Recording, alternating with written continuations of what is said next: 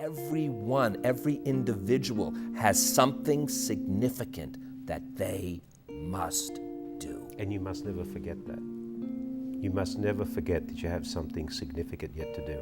I don't know for how long now the tie-line on my emails have said, believe in yourself, never give up, take one day at a time, and remember, we all have something significant yet to do. Companies don't exist long enough today to have a job for life. And so it has to be employee first.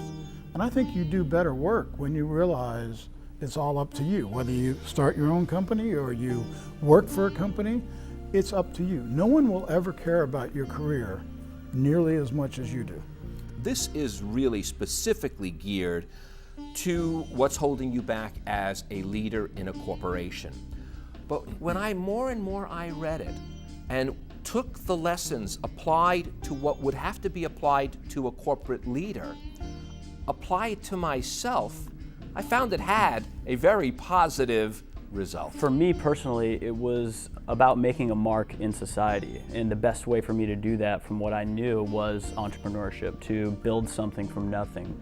And I think that is really the passion that I had internally from a very young age, to basically build something from nothing. And so as I started to come of age, 14, 15, 16 years old, and really viewing the world from my lens, the opportunity that I saw where I could make a big mark was certainly on the internet. Between the conduct of good and proper work and the fueling of passion is the meaningful work. Is the meaningful work. Meaningful work meaning that, I'm doing something that's good for me, good for my company, good for my community, good for me, for the soul, helps me learn. And that's so important. People want to do meaningful work. People want to be appreciated. People want to be loved. They want to feel like they belong. Adversity introduces you to yourself, which is so important when you put that together with finding your voice. When you encounter adversity, you want to know as a constituent that the leader is clear about their character. Being trustworthy is crucial to success in life and in your career. And so many people, people know inherently whether to trust you or not. I speak of something that it's called the alchemy of leadership. The ability to bring people together and have the effect be greater than the sum of the parts. That's what leaders are supposed to do. The really good leaders are the ones that have fun, looking for problems and looking for opportunities and telling the organization, let's do it.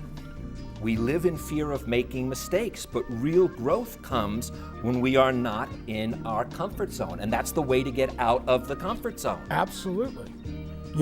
We all need to be pushed. If we stay in our comfort zone, all you have to think of is your own career. Where did you learn the most?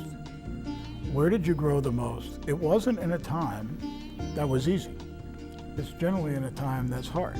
It's about providing a vision, having a tremendous amount of conviction on what's needed, what problem in society are we going to solve, what are we trying to fulfill as an organization.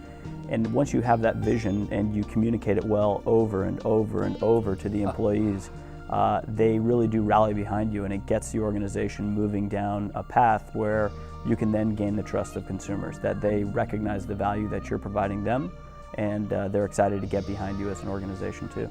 I learned a long time ago that micromanagement is not scalable. I'm consciously incompetent, and understanding that and being able to have confidence in 3 words, I don't know, gave me the greatest opportunity in life, because I learned the power of people. And I wouldn't be anywhere today without the tribe that I work with, without the people that I support and that support me. So it's not about me, it's about everybody else. There's almost something inherently needed that it has to be tough. I know that sounds kind of funny, but if it was so easy and you could learn it in school, those aren't the kind of people that are going to be entrepreneurs. It's the Thomas Edisons who don't mind failing 1,000 times before they find the right piece of filament. That's the real key, is that there is no lessons. It's all the fact of how you yourself envision the progress you want to make. Yeah, absolutely. I mean, everyone always tells you it's the journey that makes it worthwhile, and I think in being an entrepreneur, the journey is everything. Leadership is everyone's business. It isn't the private reserve of a few charismatic men and women or corporate CEOs or presidents of countries. It is really something you see in young people, from 8-year-old Girl Scouts to 80-year-old volunteers in the community who lead efforts to bring about some kind of significant change. So it really is something we feel very strongly. It is a set of skills and practices that apply to any of us.